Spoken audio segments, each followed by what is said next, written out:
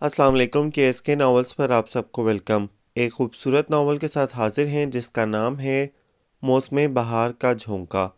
Novel کی writer ہیں آسیہ مرزا۔ چلیں ناول کی جانب بڑھتے ہیں۔ روبا ہزار بار کہا ہے کہ تم ان ٹکے ٹکے لوگوں کا دربار سجا کر مت بیٹھ جایا کرو۔ پوش میں آ کر ماما کا چہرہ نخوت سے لال ہو گیا۔ اسٹینڈ اپ ایٹ ونس، وہ جھنجھلاتی اس کے سر پر آ کھڑی ہوئیں۔ کس قدر عاجز آ گئی تھیں وہ اپنی بیٹی کے ان رجحانات سے۔ پوش میں روبا کے گرد گھیرا ڈالی عورتیں گھبرا کر جلدی جلدی اٹھنے لگیں۔ ان کے مسائل تمہارا درد سر نہیں ہے سویٹ ہارٹ، ان کے پرابلمز تو ان کے پیدا ہوتے ہی شروع ہو جاتے ہیں اور ان کے مرنے کے بعد ہی ختم ہوں گے۔ تم کیوں اپنی جان ہلکان کیے دیتی ہو؟ یہ ان لوگوں کے خود ساختہ مسئلے تمہارے بعد بھی جاری ساری رہیں گے۔ اٹھو جلدی سے اور جاؤ تم سب، جب دیکھو منہ اٹھائے چلی آتی ہو۔ یہ بچی بھلا تمہارے لیے کیا کر سکتی ہے، ذرا سوچو تو۔ چلو نکلو یہاں سے، اور خبردار جو آئندہ کسی نے بھی یہاں قدم رکھا تو چوکیدار سے کہہ کر ٹانگیں توڑوا دوں گی۔ ماما پلیز۔ اس نے بے بسی سے ماما کی طرف دیکھا، پھر رابو کو اور جلدی سے بولی، رابو تم بیٹھو مجھے کام ہے۔ اور رابو بیچاری ایک خوفزدہ نظر سائمہ بیگم پر ڈال کر اس کی طرف دیکھنے لگی اور جائے نہ جائے کی کشمکش اس کے چہرے پر نظر آنے لگی۔ کوئی ضرورت نہیں ہے، دفع ہو جاؤ تم بھی۔ ماما لینگویج پلیز۔ اس کا حلق تک کڑوا ہو گیا۔ آکسفورڈ سے تعلیم حاصل کرنے والی ماما کا لہجہ اس لمحہ کسی تھرڈ کلاس سرکاری اسکول کی ٹیچر سے بھی گھٹیا تھا۔ رابو تو سر پر اوڑھنی رکھ کر سرپٹ بھاگی۔ ماما یہ لوگ اتنے حقیر نہیں ہیں جتنا آپ انہیں سمجھتی ہیں۔ اس نے پرزور احتجاج کیا۔ حقیر اتنے نہیں ہیں، مگر ہیں تو ہیں ہی نہیں۔ وہ کرسی سے اٹھ گئی۔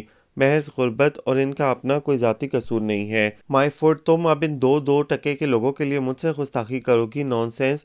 سوری ماما، مگر پلیز آپ اپنی لینگویج درست رکھیے۔ بہت دکھ ہوتا ہے مجھے جب آپ کی آکسفورڈ کی ڈگری دیکھ کر آپ کا یہ روپ دیکھتی ہوں تو۔ روبا، ماما کی آنکھوں میں غصے کی چنگاریاں بھڑک کر رہ گئیں۔ تم نے اپنی تعلیم سے کیا حاصل کیا ہے؟ کتنا توہین آمیز رویہ ہے تمہارا۔ ماں ہوں تمہاری۔ سوری ماما، وہ حقیقتاً شرمسار ہو گئی۔ اپنا حلیہ دیکھا ہے؟ اس وقت انتہائی احمق لگ رہی ہو۔ کوئی تمہیں پوش میں ایسے فضول سے لوگوں کے ساتھ بیٹھا دیکھ لے تو کیا سوچے کہ سائمہ بیگم اور وقار کی اکلوتی صاحبزادی یوں ان کی عزت کو رسوا کر رہی ہے۔ مائی گاڈ، کب عقل آئے گی تمہیں روبا بیٹا؟ اب تم بچی نہیں رہی ہو، اب تم پورے 18 سال کی ہو گئی ہو۔ تمہارے پاس شابی کو کمپنی دینے کے لیے ٹائم نہیں ہوتا اور یہ رابو کابو سے گھنٹوں باتیں کر لیتی ہو۔ ماما، میں اپنا وقت ضائع نہیں کرتی، ان لوگوں سے مجھے بہت کچھ سیکھنے کو ملتا ہے۔ ماما آپ یقین کریں، یہی بڑے لوگ ہیں، ان کے پاس ظرف ہے، صبر ہے، تحمل ہے۔ ماما بند کرو اپنا منہ، نہیں سننی مجھے یہ تمہاری فضول بکواس۔ اور ماما کے غصے کو آخری حدود سے چھوتا دیکھ کر وہ چپ ہو گئی اور سر جھکا کر چپ چاپ ان کے ساتھ چلتی اندر آئی، جیسے کوئی ملزم تگڑے حوالدار کے ساتھ بندہ چلا آئے۔ کتنے دنوں سے نہ کلینزنگ کروائی ہے، نہ آئی بروز بنوائی ہے۔ شکل دیکھی ہے اپنی؟ لگتا ہے جنگل سے بھاگ کر آئی ہو۔ اسے ہنسی آ گئی۔ ماما یہ آئی بروز وغیرہ بنانا سخت گناہ ہے، اس لیے میں نے ترک کر دیا ہے، اور اس کے بغیر ٹھیک ٹھاک ہی لگ رہا ہے چہرہ۔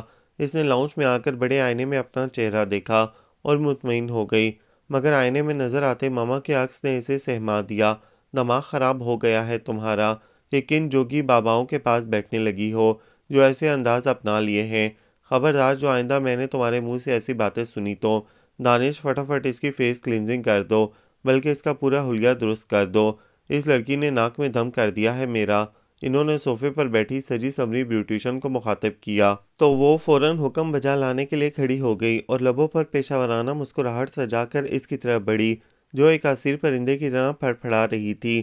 غسل لے کر اپنے روم میں چلی جانا، میں نے ڈریس منتخب کر کے رکھا ہے تمہارا۔ آج ہمیں کومل آنٹی کے یہاں جانا ہے۔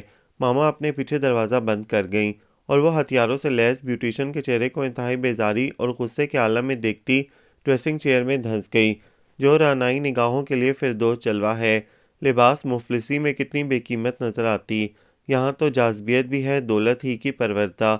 یہ لڑکی فاقہ کش ہوتی تو بدصورت نظر آتی۔ ارے یہ شیر کی کیا تک ہے بھائی؟ شابی نے اسے دیکھا۔ ہاں تم بتا رہے تھے کہ سب ساڑی والی جو بہت خوبصورت نظر آ رہی تھی، اونچے اونچے کہکہے بکھیر رہی تھی، وہ حارث بھائی کی منظور نظر ہے، ان کی پسند اور کچھ۔ اس نے اپنے اسی اطمینان کے ساتھ ٹیشو باکس سے ٹیشو نکال کر لپسٹک صاف کی۔ ہاں یہی کچھ بتا رہا تھا، مگر یہ شیر کی کیا تک؟ وہ اب تک جیسے الجھا ہوا تھا۔ شفاف سڑک دیکھ کر گاڑی کی سپیڈ بڑھا دی۔ اگر تم اس شیر کا مطلب سمجھ جاتے تو یہ سوال نہ پوچھتے۔ چلتے بوجھتے سائن بورڈ کو وہ ہمیشہ کی طرح اس وقت بھی دلچسپی سے دیکھتی رہی۔ کومل آنٹی کے فنکشن سے جلدی اٹھائی تھی۔ اسے خبر تھی کہ ماما اور پاپا تو اب کوئی فجر کے قریب ہی لوٹیں گے، اور ایسے میں وہ شابی کے ہمراہ ہی چلی آئی۔ اسے وحشت ہوتی تھی ایسی پارٹیوں سے جن کا کوئی مقصد ہی نہ ہوتا تھا، محض ایک رنگ و بو کا سیلاب اور ایسا بے معنی شور جو محض خود کو نمایاں کرنے کے لیے مچایا جاتا، یا ہو کر کے در حقیقت خود کو یہ احساس دلایا جاتا کہ اس کی زندگی بے حد پر مسرت اور رنگین گزر رہی ہے، جس میں کسی غم کا شائبہ نہیں۔ ہاں، غم اور خوشی کا احساس تو اندر سے پھوٹتا ہے۔ خوشی یہی تو نہیں کہ ہماری اپنی ذات مکمل ہے، ہر عیش میسر ہے، تمام پریشانیوں سے آزاد ہیں۔ اگر حساس دل ہو تو دکھ غم ہمارے اطراف بکھرے ہوئے نظر آتے ہیں، اجتماعی دکھ، اجتماعی بے غم، اور اصل خوشی ان مسائل کو حل کر کے ہی حاصل ہوتی ہے۔ یہ یاہو اور بلند و بانگ کہہ کے زندگی کے سکھ کی علامت تو نہیں ہے۔ اس نے تو کم از کم ایسی کوئی انہونی خوشی کبھی محسوس نہ کی تھی۔ اتنا کچھ میسر ہونے کے باوجود اس کے قلب میں سکون کی کمی تھی، ایک بے چینی تھی، ایک وحشت تھی جو ہمہ وقت ساتھ رہتی تھی۔ شابی، فار گاڈ سیک، اس کی چیخ بے حد لرزہ خیز تھی۔ آہستہ چلاؤ گاڑی، اگر یہ شخص کچل جاتا پھر۔ اس نے خوفزدہ ہو کر اس شخص کو دیکھا جو شابی کی گاڑی کا نوالا بنتے بنتے بال بال بچا تھا۔ میرے خدا، اگر یہ آگے سے سوچا ہی نہ گیا۔ شابی نے اس کی حالت کے پیش نظر گاڑی آگے جا کر روک دی تھی۔ کیا ہوتا اگر یہ کچل جاتا تو؟ وہ لاپرواہی سے مسکراتے ہوئے اسے دیکھنے لگا۔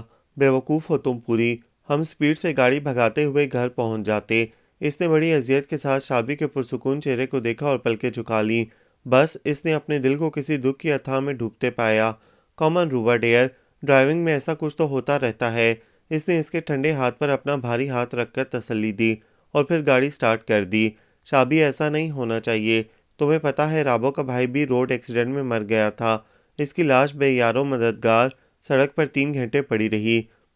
انسانیت کا ڈھنڈورا پیٹنے والے، حکومت سے اپنا حق مانگنے والے، ظلم و ستم کے خلاف احتجاج کرنے والے سارے انسان تماشا دیکھتے رہے، جیسے ان کے آگے ایک انسان کی نہیں کیڑے کی لاش پڑی ہوئی ہے۔ وہ بچ جاتا شابی، اگر اسے فوری امداد مل جاتی، مگر یہ بے حسی کی انتہا نہیں ہے شابی کیا کہ لوگ اب بے حد اطمینان کے ساتھ کسی کو مرتا ہوا دیکھ لیتے ہیں، اور اس کی جگہ تمہاری، میری یا کسی اور دولت مند کی لاش ہوتی تو لوگ مکھیوں کی طرح اس کے اطراف بھنبھنا رہے ہوتے۔ اس نے سر پیٹ کر بستر پہ ٹکا دیا۔ اس کے چشم تصور میں رابو کا بین کرتا چہرہ پھرنے لگا۔ کزن، تمہیں اس وقت ٹھنڈی ہواؤں کی اشد ضرورت ہے۔ شابی نے گاڑی کا رخ کلفٹن روڈ کی طرف موڑ دیا۔ میری سمجھ میں نہیں آتا روبا کہ تم اس طرح کیوں سوچتی ہو۔ کیا تعلق ہے تمہارا غریب لوگوں سے؟ کیوں ہلکان ہوتی ہو؟ دفع کرو اور زندگی میں عیش کرو، اچھی اچھی باتیں کرو۔ مجھے دیکھو، مجھے سوچو، کیا نہیں ہے تمہارے پاس؟ بس سکون نہیں ہے۔ اس نے شابی کی طرف رخ موڑا۔ سکون تو ڈیر ہم نے چرا لیا ہے آپ کا۔ اس کی نگاہوں میں محبت کا نشہ چھلکنے لگا۔ گمبھیر خاموشی میں سجی سوری روبا کا وجود اس کے اندر خمار بھرنے لگا تھا۔ اور میرا سکون تم نے چھین لیا ہے۔ اس کی بے باک نظروں نے اس کے چہرے کو سرخ کر ڈالا۔ پلیز شابی، میں تمہاری گرل فرینڈ نہیں ہوں، اس طرح مت دیکھو مجھے، اس نے بے حد سٹپٹا کر کہا تھا، اور شابی کے لب بھینچ گئے۔ اس کی جانب بڑھتا اس کا ہاتھ معلق ہو گیا۔ میں بھی کوئی راہ چلتا کنگلا عاشق نہیں ہوں۔ اس کی کشادہ پیشانی پر سلوٹوں کا جال بن گیا تھا، مگر وہ قطعی متاثر نہ ہوئی۔ پتہ ہے شابی، مشہور مفکر کہتے ہیں کہ اس مرد سے شادی نہ کرو جس کے پاس فخر کرنے کو نسل و خاندان کے سوا کچھ نہ ہو، یا جس کے پاس ہر چیز مصنوعی ہو، لباس و گفتگو، محبت و غم، خوشی، تعریف، فیشن۔ اس نے یہ کہتے ہوئے شابی کے چہرے کے بگڑتے زاویوں کو محظوظ نظروں سے دیکھا۔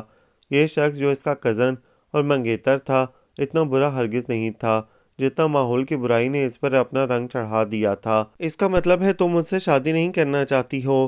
اور وہ بے ساختہ امڑنے والی ہنسی کو بالکل بھی نہ روک سکی تھی۔ یعنی تم اعتراف کر رہے ہو کہ یہ ساری برائیاں تم میں موجود ہیں؟ روبا، اس نے زج ہو کر اسے دیکھا۔ ہاں، مجھے اعتراف ہے، یہاں ہر چیز مصنوعی ہے، میں بھی، تم بھی، ہمارا ہر انداز، ہر رنگ اور ہر خوشی۔ اس نے پورا دباؤ ایکسیلیٹر پر دے رکھا تھا۔ پھر میں کون سا انوکھا ہوں؟ تمہارا بھائی، تمہارا باپ، پورا خاندان ہی، یا اس کا دماغ حقیقتاً جھنجلا رہا تھا روبینہ وقار کی ایسی غیر رومانٹک اور تلخ باتوں سے۔ وہ تو بڑے موڈ میں اس کے ہمراہ کومل آنٹی کے گھر کے رنگ و بو کے طوفان کو چھوڑ کر نکلا تھا، یہ تصور کر کے کہ کچھ وقت روبینہ کی ہمراہی میں گزار لے، مگر یہاں تو کڑوی کسیلی باتوں کے سوا کچھ نہ تھا۔ یہ مصنوعی فن کیا تمہیں اچھا لگتا ہے؟ اس کے اطمینان میں ذرا بھی فرق نہ آیا تھا۔ اگر وہ جھنجلا رہا تھا تو اس کی اپنی سوچ کا دخل تھا، اس نے تو ایسی کوئی غلط بات نہ کی تھی، تم اپنی عمر سے زیادہ بڑی باتیں مت کیا کرو۔ اس نے گھر کے سامنے زور زور سے ہارن بجاتے ہوئے اسے تنبیہی نظروں سے دیکھا۔ تو کیا ہماری عمر کی لڑکیاں صرف رومانس لڑاتی اچھی لگتی ہیں؟ پورچ میں گاڑی رکی تو اس نے بھنا کر دروازہ کھولا۔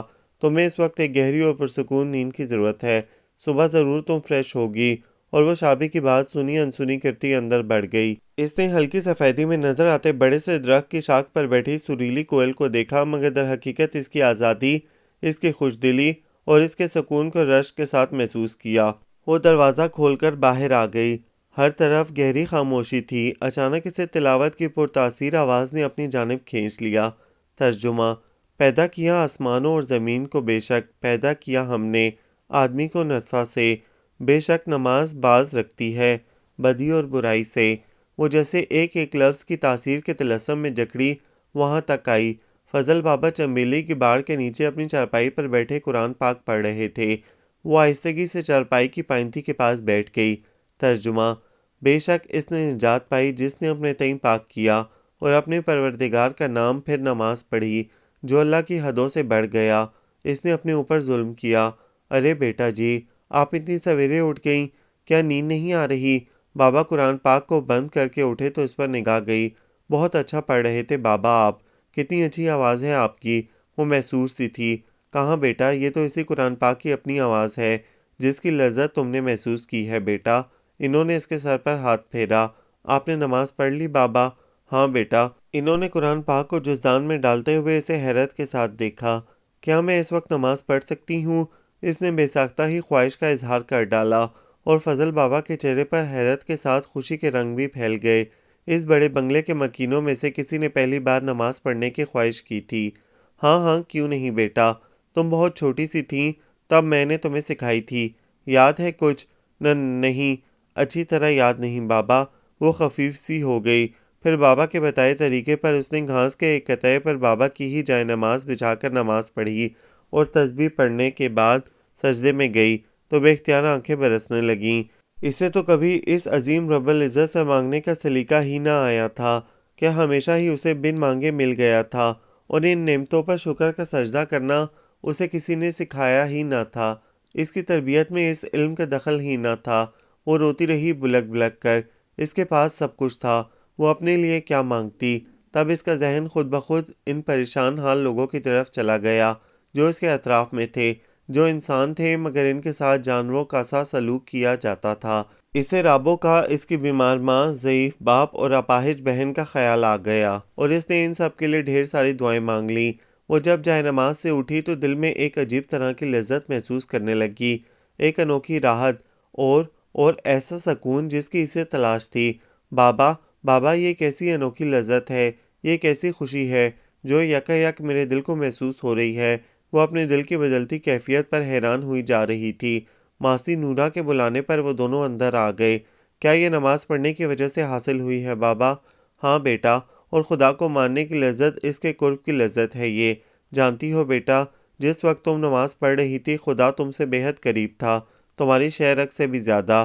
ماسی نورا نے اس کے آگے ناشتہ سجا دیا تھا، مگر وہ فضل بابا کی طرف متوجہ رہی، بابا کے چہرے پر پھیلے نور کو تکتی رہی۔ ہاں بیٹا، امام غزالی فرماتے ہیں کہ دل کی لذت کاموں کی معرفت میں ہے۔ جتنی اچھی اور عمدہ چیز کی معرفت اس کی پہچان ہوگی، اس سے دل کو اتنی ہی لذت ہوگی۔ جو شخص وزیر کے بھیدوں سے خبردار ہوتا ہے وہ خوش ہوتا ہے، اگر بادشاہ کا محرم راز ہو جائے تو بہت ہی خوش ہوگا۔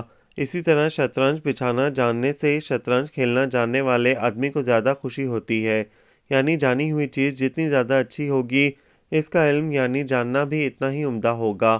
اور حق تعالیٰ سب چیزوں سے اشرف ہے، کوئی معرفت بھی اس کی معرفت پہچان سے زیادہ مزیدار نہیں ہوتی، اس کے دیدار کی لذت سے زیادہ کسی دیدار میں لذت نہیں ہے۔ اے ہے فضل بابا، یہ بات کسی اور وقت اٹھا رکھو نا، بچی کا ناشتہ ٹھنڈا ہوا جا رہا ہے۔ ماسی نورا کی آواز نے جیسے سارا طلسم توڑ کر رکھ دیا۔ اس نے خفگی سے ماسی نورا کو دیکھا۔ کتنی اچھی باتیں کر رہے ہیں بابا، اور ماسی نورا آپ؟ آئے ہے بیٹا، معاف کرنا، میں تو۔ ماسی نورا گھبرا گئیں۔ ناشتہ ٹھنڈا نہ ہو جائے اس وجہ سے کہہ رہی تھی۔ ہاں بیٹا، ٹھیک کہہ رہی ہے یہ نورا بھی، تمہارا ناشتہ ٹھنڈا ہو رہا ہے۔ فضل بابا اپنا ناشتہ لیے لان کی طرف جانے لگے۔ بابا نہیں، پہلے ناشتہ، اور آپ کو کالج بھی جانا ہوتا ہے۔ بابا نے پلٹ کر اسے کوئی سوال پوچھنے سے روک دیا، مگر وہ مصر تھی۔ میں ناشتہ کر رہی ہوں بابا، آپ بھی یہیں بیٹھ کر ناشتہ کر لینا۔ اس کے لہجے میں التجا تھی۔ بابا کی باتوں سے اسے جو سکون حاصل ہو رہا تھا وہ کھونا نہیں چاہتی تھی۔ بیٹھ جاؤ بابا تم بھی یہیں، پر بچی کا دل رکھ لو۔ ماسی نورا کا فرض ہی شاید یہی تھا، روبینہ کو ہر حال میں خوش رکھنا۔ بابا ہمارا گھر حریم کے گھر کی طرح کیوں نہیں بن جاتا؟ دولت تو وہاں بھی ہے مگر وہاں سکون بھی ہے، ایک خوش رنگ سی رونق کا احساس چھایا رہتا ہے وہاں پر۔ اس کے ذہن کے پردوں پر اس کی درینہ دوست حریم کے گھر کا نقشہ چھا گیا۔ ہر شخص ایک دوسرے کے غم اور خوشی میں شامل محسوس ہوتا تھا۔ حریم نے فون پر بتا دیا تھا کہ فرحان بھائی اور بھابھی لندن سے آئے ہوئے ہیں اور عید کر کے ہی جائیں گے۔ کتنی رونق ہو گئی ہوگی اس کے گھر میں۔ خوشی اور غم کا احساس دل سے پھوٹتا ہے بیٹا، دل اداس ہو تو بہاروں کا موسم بھی رنگ نہیں بھرتا۔ نہیں بابا، کبھی کبھی ماحول بھی تو اثر انداز ہوتا ہے۔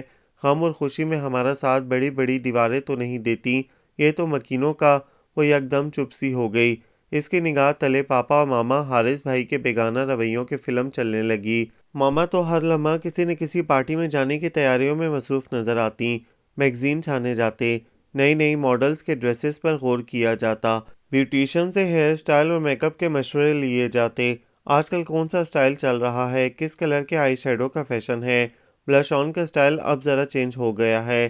پاپا کی بزنس ڈیلنگ، حارث بھائی کو تو ہمیشہ بیکار کے مشغلوں میں ہی الجھا پایا تھا، یا ماما کی طرح فیشن کی دوڑ میں بھاگتا ہوا۔ اس نے ایک نظر بابا پر ڈالی اور پھر سر جھکا کر ناشتہ کرنے لگی۔ اب بھلا وہ اس گھر کے مکینوں کی بے حسی اور بے صبری کا پردہ ایک ملازم کے سامنے کیسے چاک کر سکتی تھی؟ اسی ماحول میں ہی اس نے آنکھ کھولی تھی، مگر شاید فطرت کے خلاف وہ کچھ قبول نہ کر پائی تھی، اور نتیجے کے طور پر ایک بےقلی، ایک اضطراب اور بے سکونی اس کی زندگی پر طاری ہو گئی تھی۔ وہ مٹی سے نزدیک تر لوگوں میں بیٹھ کر فطرت کی حقیقتوں کو قریب سے محسوس کر کے اپنا سکون تلاش کر رہی تھی۔ بظاہر چھوٹے چھوٹے مگر سچے لوگوں کے درمیان گھر کر وہ اس غیر فطری ماحول سے فرار چاہ رہی تھی، مگر ماما وہاں بھی دیواریں کھڑی کر رہی تھیں۔ خلیل جبران نے شاید سچ ہی کہا ہے کہ انسان بے حس تو پیدا ہی ہوئے ہیں، اکڑتا کوئی عبادت پر ہے، کوئی دولت پر، اور کوئی خوابوں کے نشے میں مست ہے۔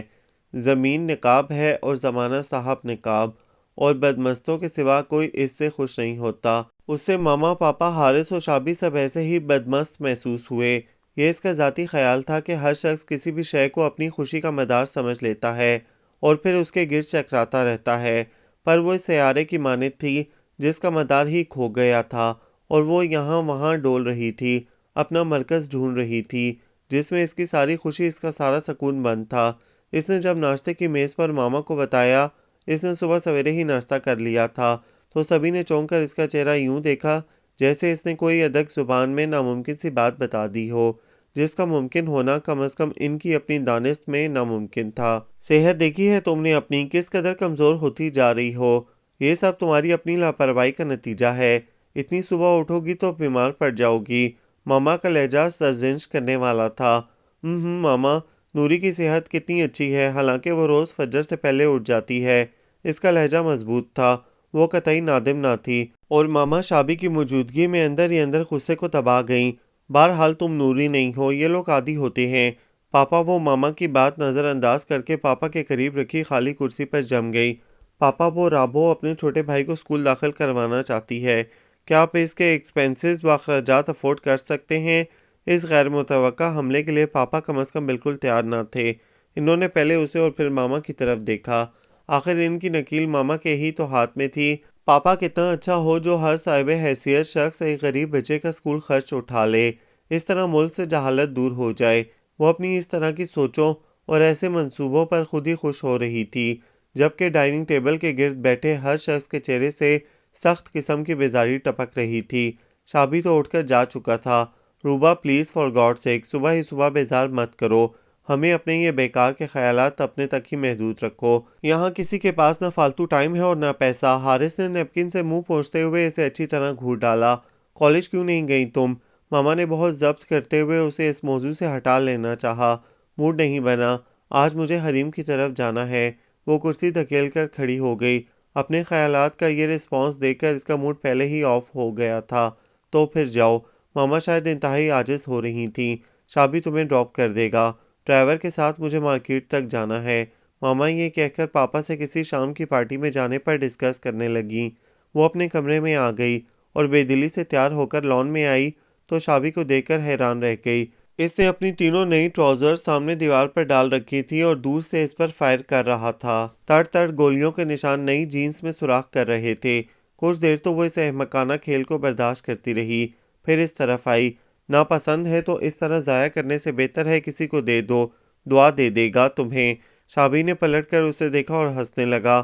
کچھ غلط تو نہیں کہہ رہی؟ او بے وقوف، یہ ضائع نہیں ہو رہی ہیں، بلکہ اس کی ویلیو بڑھا رہا ہوں میں۔ اس نے ریوالور جیب میں ارسا اور قریب جا کر پائنچوں پر لگے سوراخوں کا معائنہ کرنے لگا، پھر ایک ٹراؤزر اٹھا کر بولا، یہ آج کل امریکہ کا زبردست فیشن ہے، تمہیں پتہ ہے وہاں ایک ایسی جینز کتنے ڈالر میں فروخت ہو رہی ہے، ذرا پروسیس مختلف ہے بس۔ وہ اسے گویا نئی اطلاع فراہم کر رہا تھا، بے حد خوشی کے ساتھ، اور اس کا منہ کھلا کا کھلا رہ گیا۔ پھر دوسرے لمحے دل چاہا اپنا ہی سر پیٹ لے۔ اتنا تو وہ جانتی تھی کہ نئی نسل میں موجود سارے ہی بے تکے فیشن امریکیوں کے مرہون منت ہیں، مگر یہ اس حد تک ذہنی خستہ حالی کا اسے اندازہ نہیں تھا۔ یہ مائیکل جیکسن کلچر نے تو یہاں کی نئی نسل کو اتنا بے تکا اور دیوانہ بنا دیا تھا، وہ تعصب سے سوچ کر رہ گئی۔ شابی اس کی حیرت پر ہنس رہا تھا۔ ابھی پہن کر آتا ہوں، پھر دیکھنا کیا زبردست لگ رہی ہے۔ وہ اپنے اس کارنامے پر ضرورت سے زیادہ ہی خوش ہو رہا تھا۔ مجھے حریم کی طرف جانا ہے، وہ چیخ کر بولی تو وہ ہاتھ کا اشارہ کر کے اندر چلا گیا، اور حیرت کی انتہا تو اس وقت ہو گئی جب حارث بھائی شابی کے ان ٹراؤزرز پر لٹو ہو رہے تھے۔ زبردست! پاپا بھی اس کے کارنامے کی داد دے رہے تھے، اور حارث بھائی تو اسی وقت اپنی جینز پر ستم ڈھانے پر کمر بستہ ہو گئے، اور وہ ان سب کی ذہنیت پر افسوس کرتی شابی کے ساتھ گاڑی میں آ بیٹھی۔ ذرا بھی تو ذہنی ہم آہنگی نہ تھی ان دونوں میں، جانے کیسے زندگی گزرے گی۔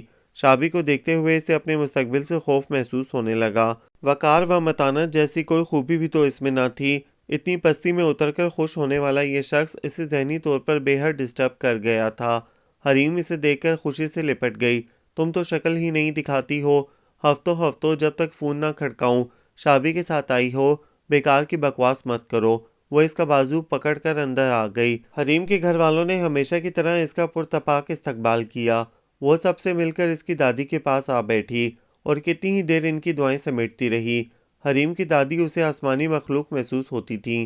بڑے سے سفید دوپٹے کے حالے میں ان کا چہرہ نور کی روشنی سے جگمگایا رہتا تھا۔ ایک عجیب سی کشش محسوس ہوتی تھی اسے ان کے وجود سے۔ کتنی میٹھی میٹھی دعائیں دیتی تھی وہ۔ مجھے یہ بتاؤ یہ شابی کب آیا ہے اور کب تک کے لیے؟ وہ لنچ کے بعد حریم کے بیڈ پر آڑی ترچھی لیٹی ہوئی تھی۔ تب حریم اس کے برابر گرتے ہوئے رازدارانہ انداز میں پوچھنے لگی، کیا اب زیادہ بنو مت، لگتا ہے موصوف عید کر کے ہی ٹلیں گے۔ ارے بھائی وہ اپنے کاروبار کے سلسلے میں آتا رہتا ہے، یہیں سیٹل ہونے کا ارادہ ہے، رہنا ہوتا ہے اسے یہاں 7 سال بھر بھی۔ اوئے ہوئے، حریم کی ہنسی خاصی معنی خیز تھی۔ اس نے سر کے نیچے سے تکیہ نکال کر اس کو دے مارا اور اٹھ کر بیٹھ گئی۔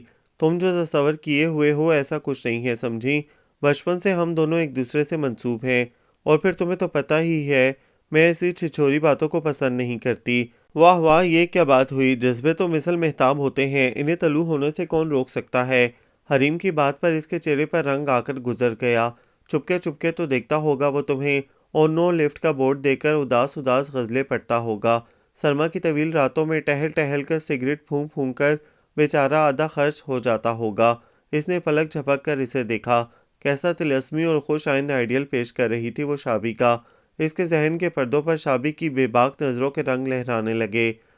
شابی، جو اس کے گڈ رسپانس پر ساری حدوں کو لمحہ بھر میں توڑ دینے والا تھا، سارے فاصلوں کو ایک جست میں سمیٹ لینا چاہتا تھا، اور وہ شابی کو یہ بتا کر ہر بار ناراض کر دیتی کہ ہر رشتے کا ایک حسن ہوتا ہے، اور ان کے مابین جو رشتہ تھا اس کا حسن یہی فاصلے تھے۔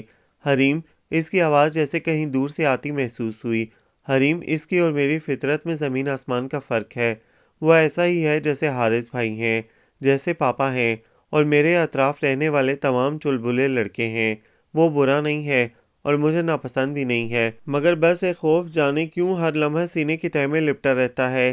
شاید تم نے ذہنی طور پر اسے قبول نہیں کیا ابھی تک۔ نہیں، ایسا بھی نہیں ہے۔ شاید ایسا ہے کہ ہم دونوں الگ الگ راستوں پر چل رہے ہیں۔ میں چاہتی ہوں کہ وہ اپنا راستہ چھوڑ کر میری راہ پر چلنے لگے، اور وہ چاہتا ہے کہ میں اپنے تمام راستے اس کی طرف موڑ دوں۔ ہے نا عجیب بات؟ وہ کشن گود میں دبا کر بیڈ کی پشت سے جڑ کر بیٹھ گئی۔ چلو دیکھتے ہیں کہ کس کا راستہ کتنا صحیح ہے اور کون راستہ بدلتا ہے۔ وہ حریم کی بات پر صرف مسکرا کر رہ گئی۔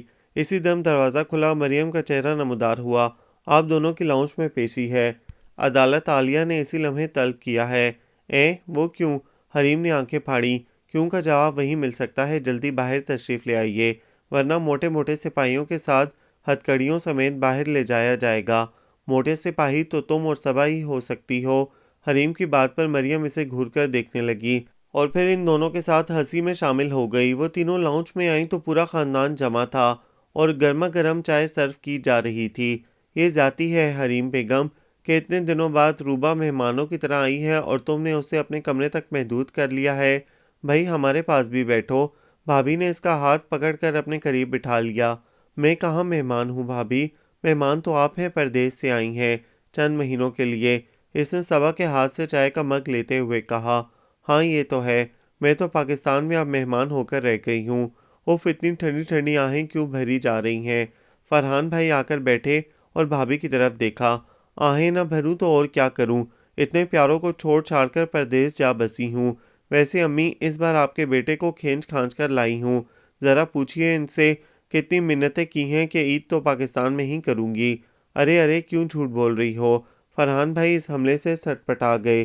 وہ امی دراصل چھٹیاں نہیں مل رہی تھیں، پر بیٹا سچ کہتی ہے بہو بھی، پردیس میں کیا عید کیا تہوار۔ اچھا ہی کیا جو تم اس گھوڑے کو پکڑ کر لے آئیں۔ لفظ گھوڑے پر ان سب کی ہنسی نکل گئی۔ شکر ہے گھوڑا کہا ہے، گدھا نہیں۔ حریم فرحان بھائی کے قریب قالین پر آلتی پالتی مار کر بیٹھی تھی۔ فرحان بھائی نے اس کی لمبی چوٹی کھینچی۔ تم تو ذرا کم ہی بولا کرو۔ اے دلہن کیا مزہ آتا ہوگا پردیس میں عید کے روز۔ ہم نے تو تمہارے دادا کے ساتھ ایک بار ڈھاکہ میں عید منائی تھی، بس عید کیا تھی ماتم ہی کیا تھا، اکیلے منہ بسورتے روتے دھوتے دن گزارا تھا۔ دادی اپنے ماضی میں جا پہنچی۔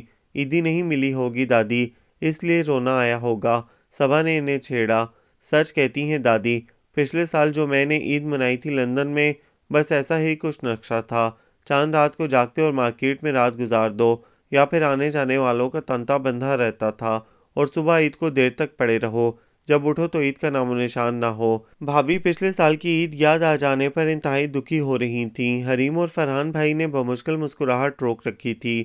سچ کہوں روبا، ذرا بھی عید والی بات نہیں ہوتی وہاں تو، نہ چوڑیوں کی کھنک، نہ مہندی کی خوشبو، نہ صبح شیر خورمے کا مزہ، اور نہ رنگین کپڑوں میں گھومتے بچے اور بچوں کا ہاتھ پکڑے بوڑھے بابا، نہ جھولے نہ چھولے۔ بھلا ایسی بھی کوئی عید ہے جس میں روایت کا عکس ہی نہ ہو؟ فرحان بھائی اور حریم کی تو ہنسی نہ رک رہی تھی۔ وہ جان کر بھابھی کو چھیڑ رہے تھے، جبکہ اس کے دل کے اندر یکدم ہی جیسے خالی پن کا احساس جاگ اٹھا تھا، تشنگی کا احساس بڑھ گیا۔ اسے لگ رہا تھا جیسے بھابھی نے کسی پردیس میں عید کا نہیں، اس کے گھر کی عید کا نقشہ کھینچا تھا۔ انہیں پردیس میں ایسی ایک عید گزارنے کا اب تک کلک تھا۔ اس نے تو اس ملک میں رہتے ہوئے ہمیشہ ایسی ہی عید منائی تھی۔ اس کے ذہن میں ایسی ہی عید کا تصور تھا، نہ چوڑیوں کی کھنک، نہ مہندی کی خوشبو، نہ جھولے نہ چھولے، نہ صبح شیر خورما۔ یہ روایتی عید بھلا کیسی ہوتی ہے جس کا اتنا خوبصورت نقشہ بھابھی کھینچ رہی تھیں؟ اس کے اندر یکا یک ہی روایتی انداز سے عید منانے کی خواہش جاگ اٹھی، مگر دوسرے ہی لمحے اس خواہش پر مایوسی کی ڈھیر ساری خاک گر گئی۔ اس بار رمضان میں ہی ان کی پوری فیملی نعیمہ آنٹی کے پاس کینیڈا جانے کا پروگرام بنا رہی تھی۔ تم عورتوں کو صرف عیدی سے مطلب ہوتا ہے، مزیدار پکوان بنا کر شوہر کو ٹریپ کر کے تگڑی عیدی وصول کرتی ہو۔ فرحان بھائی نے کہا تو بھابھی تڑپ گئیں۔ ارے واہ، یہ اتنی محنت ہم صرف عیدی کے لیے کرتے ہیں، دیکھیں تو امی جی کتنا بڑا الزام لگا رہے ہیں آپ کے بیٹے۔ ارے فرحان میاں، یہی تو بچیوں کی خوشی ہوتی ہے۔ یہ کیا بات کی تم نے بھائی؟ دلہن بیگم تو عید سے ہٹ کر بھی اتنے عمدہ عمدہ کھانے تمہیں کھلاتی ہیں، اس کا کوئی حساب ہی نہیں۔ دادی نے جھٹ سے تڑپتی بھابھی کا ساتھ دیا۔ اور نہیں تو کیا، عیدی تو بغیر پکوان پکائے بھی ہم چھین سکتے ہیں۔ حریم نے بھی ان کا ساتھ دیا۔ ارے دادی جان، ان لوگوں کی حمایت نہ کریں آپ، چڑیلے ہیں یہ چڑیلے۔ چاند رات کو ان پر جتنا بھی خرچ کریں، عید کی صبح ہتھیلی پھیلا کر سامنے آ کھڑی ہوں گی۔ اب بھلا بتائیے کہ ایک بندہ ناچیز رات ساری جیب خالی کر چکا ہو، صبح تو خود بیچارہ وہ ہتھیلی پھیلانے جیسے حال میں پہنچ چکا ہوتا ہے۔ دادی اور امی ہنسنے لگیں، جبکہ بھابھی مسکراہٹ دبا کر مصنوعی غصے سے انہیں گھور رہی تھیں۔ اب ایسے غربا بھی نہیں ہیں آپ۔ حریم گرم گرم کباب سب کو پیش کرتے ہوئے بولی۔ ہم نے تو سوچا ہے اس چاند رات پر خرچے کے علاوہ عیدی بھی آپ سے تگڑی لیں گے۔ بالکل بالکل، صبا نے میز پر خالی کپ بجایا۔ خدا کی بندیوں، رمضان کو تو کم از کم میرے لیے مشکل نہ بناؤ کہ عید کی ساری خوشی ہی کافور ہو جائے ابھی سے۔ شریر کہیں کا۔ امی نے انہیں پیار سے چپت لگائی۔ اوہ تم لوگوں نے تو باتوں میں ہی پھنسا لیا مجھے۔ فرحان بھائی کی نظر ریسٹ واچ پر اٹھی تو وہ جلدی سے کھڑے ہو گئے۔ مجھے ذرا جانا ہے امی، حریم ڈیئر کباب بے حد مزیدار ہیں، مگر جلدی ہے، مجھے واپسی پر ضرور کھاؤں گا اگر تمہاری بھابھی کے ہاتھوں بچ گئے تب۔ انہوں نے چٹنی کے ساتھ کباب کھاتی بھابھی کو چھیڑا تو انہوں نے مزید 2 کباب اپنی پلیٹ میں رکھ لیے۔ مشکل ہی ہے اب تو، فرحان بھائی مسکرا کر بولے۔ اچھا دادی میں جا رہا ہوں۔ بھائی روبا تم تو سارا وقت چپ چپ بیٹھی رہیں، اب تھوڑا اپنی ان لالچی سہیلیوں کو سمجھاؤ بجھاؤ، مجھ غریب کی جیب سے نظریں ہٹا کر رکھیں۔ انہوں نے اس کے سر پر دست شفقت رکھا تو وہ ہلکے سے مسکرا دی۔ بیٹا ذرا اپنی چچی کی خیریت لیتے جانا، پیروں کے درد نے انہیں بستر کا کر کے رکھ دیا ہے، دادی نے کہا تو وہ سعادت مندی سے سر ہلا کر ان دونوں بزرگوں کی دعائیں سمیٹ کر لاؤنج سے باہر نکل گئے۔ سفید شلوار سوٹ اور بلیک واسکٹ میں اونچے لمبے باوقار انداز میں چلتے ہوئے فرحان بھائی کو اس کی نظروں نے دور تک دیکھا اور ذہن کی سطح پر حارث بھائی کا سراپا لہرا گیا اور اسے ان دونوں مردوں میں زمین آسمان کا فرق محسوس ہوا۔ مغرب کی اندھا دھند تقلید کرتے حارث بھائی، بیتوکے فیشن اپناتے بھورے کی طرح حسین لڑکیوں کے گرد منڈلانے والے چلبلے اور ہر آن ایچیسن کا روب جھاڑنے والے حارث بھائی اور بردبار متعین سے فرحان بھائی میں کتنا فرق تھا۔ اپنی روایت کی پاسداری کرنے والے فرحان بھائی اسے ڈھیر سارے ستاروں کے درمیان آب و تاب سے چمکتے چاند کی مانند لگے، جن کی موجودگی ستاروں کو بھی ماند کر دیتی ہے، جن کی موجودگی میں تحفظ کا احساس تھا، جن کے سامنے آ کر خود بخود سر احترام سے جھک جاتا تھا، جن کی شرارت میں بھی ایک متانت تھی۔ آہ کاش حارث بھائی بھی ایسے ہی ہوتے۔ وہ گھر آئی تو ہمیشہ کی طرح دل میں تشنگی کا ایک دریا سمیٹ کر لائی تھی۔ اس نے اچانک ہی کینیڈا نہ جانے کا فیصلہ کر لیا اور یہ عید حریم کے گھر والوں کے ساتھ منانے کا سوچ لیا۔ اس کا انکار غیر متوقع تھا اور ایسے میں ماما کا غصہ ہونا لازمی تھا، مگر وہ اپنے موقف پر ڈٹی رہی۔ ماما جب آپ لبرل ہونے کا نعرہ لگاتی ہیں تو پھر مجھ سے میری آزادی کیوں سلب کر رہی ہیں؟ میری خواہشوں کے درمیان دیواریں کیوں کھڑی کرتی ہیں؟ ماما کی ڈانٹ ڈپٹ کے بعد اس نے اطمینان بھرے لہجے میں کہا تو ماما اس کا منہ دیکھ کر رہ گئیں۔ تم پلیز ماما مجھے گستاخ اور نافرمان ہونے کا طعنہ نہ دیجیے گا، میں نے کبھی آپ سے گستاخی نہیں کی، دراصل میری خواہشات آپ کی سوچ آپ کے اسٹینڈرڈ سے نیچے ہوتی ہیں، اس لیے آپ کو گستاخی کا گمان ہوتا ہے، مگر حقیقت ہے کہ میں نے کبھی حارث بھائی کی طرح آپ کے ساتھ مس بہیو نہیں کیا، منہ ہی منہ میں آپ کو گالیاں نہیں دیں، رف زبان استعمال نہیں کی، کبھی شابی اور نائمہ آنٹی کی طرح ہمارا آپس میں جھگڑا نہیں ہوا، پلیز ماما یہ میری بے ضرر سی خواہش ہے۔ اس نے سر جھکا کر ڈھیر سارے آنسو حلق میں ہی اتار لیے۔ تب ماما نے اس کا چہرہ اپنے ہاتھوں میں تھام لیا۔ تو جان پھر اکیلے کیا کرو گی یہاں؟ اکیلی تو میں ہمیشہ سے ہوں ممی، میری ذات کا اکیلا پن آپ سب کی موجودگی میں بھی اسی طرح میرے گرد لپٹا رہتا ہے۔ ارے ماما یہاں ماسی نورہ ہیں، فضل بابا ہیں، کستوری ہے اور پھر میں زیادہ تر حریم کے گھر رہوں گی۔ ماما میں نے سوچا ہے اس رمضان میں روزے رکھوں گی۔ واٹ؟ ماما اچھل کر 2 قدم پیچھے ہٹ گئیں۔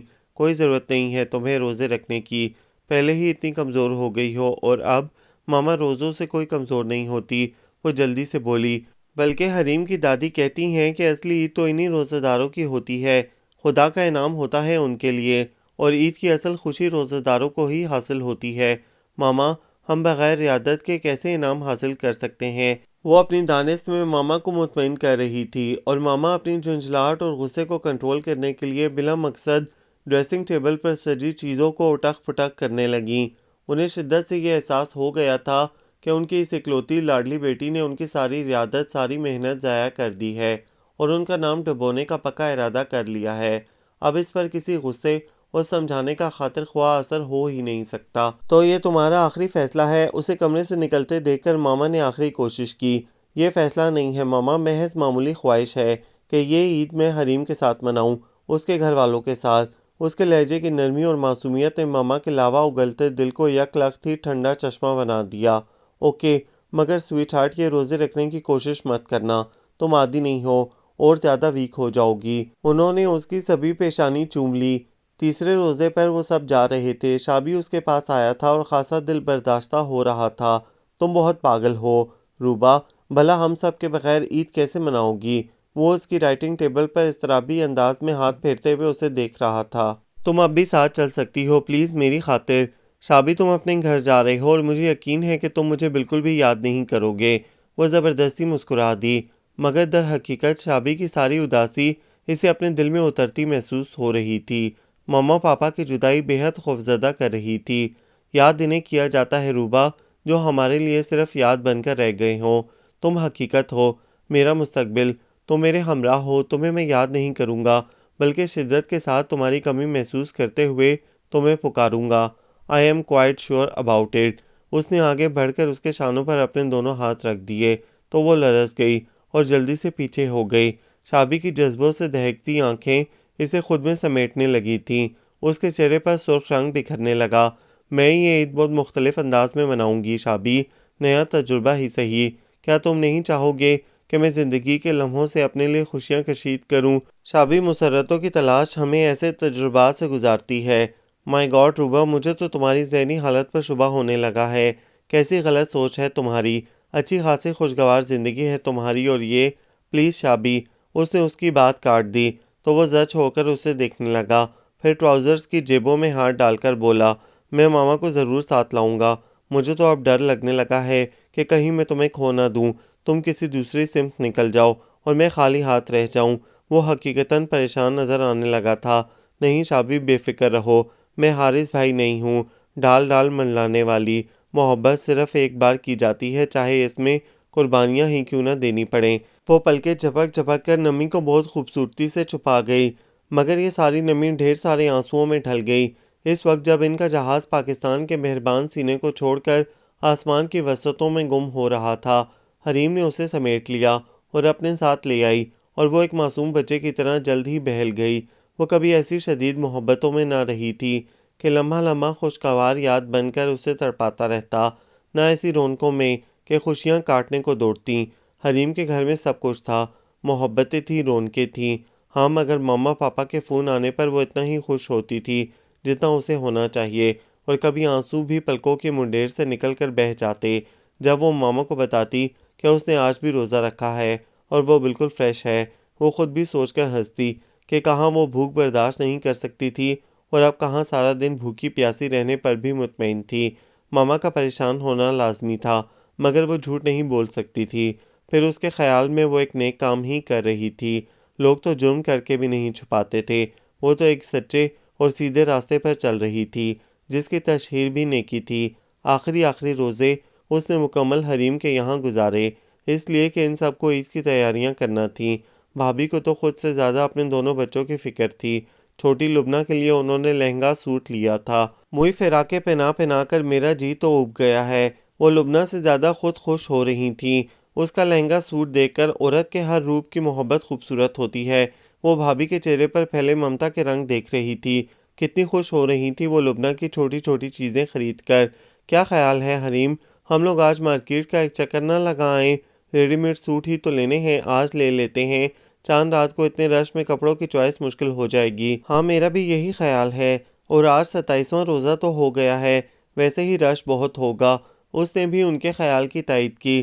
حریم نے بھی کوئی اعتراض نہ کیا۔ فرحان بھائی نے سب کے ساتھ اسے بھی خوبصورت سوٹ خرید دیا تھا۔ اس کے نہ کہنے پر باقاعدہ ناراض بھی ہونے لگے۔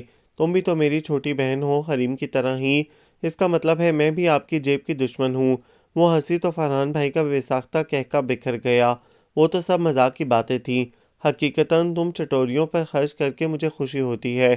پیسہ کیا چیز ہے ان محبتوں اور رشتوں کے سامنے؟ عجیب بات ہے، کہیں پیسہ ہی کسی کے لیے سب کچھ ہے، جیسے پاپا یا حارث بھائی کے لیے۔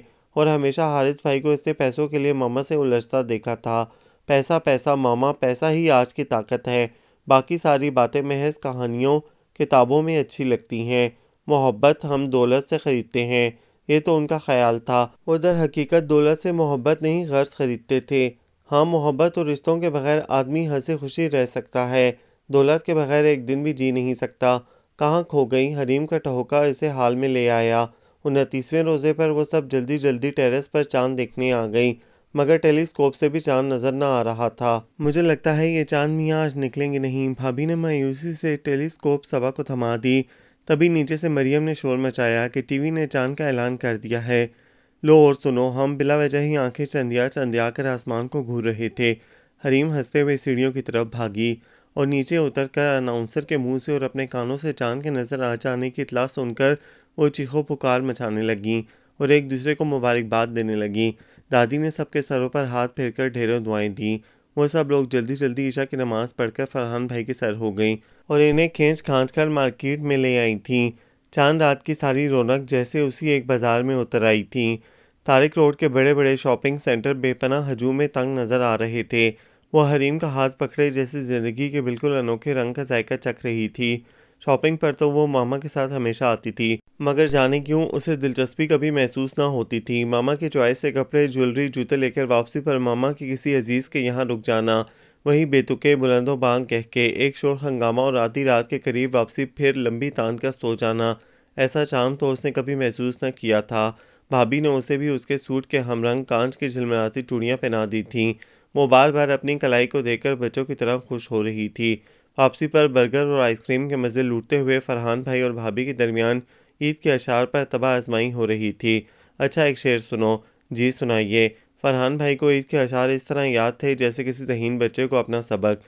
شعر تو کچھ اور تھا، مگر انہوں نے اپنے حسب حال کرتے ہوئے کہا، گئے برس کی عید کا دن کیا اچھا تھا، بیگم صاحبہ آپ نے خرچہ کم کیا تھا، اور وہ سب ہنستے ہنستے دوری ہو گئیں۔ یہ شعر بھلا کس شاعر کا ہے؟ بھابھی نے بھویں اچکائیں۔ ہوگا مجھ جیسے کسی بے حال شاعر کا۔ اچھا اور سنو۔ کچھ نہ کچھ بھیجنا تھا آخر ہم کو عید پر۔ کارڈ مہنگا تھا سو ہم نے دل روانہ کر دیا، مگر مجھ تک نہیں پہنچا۔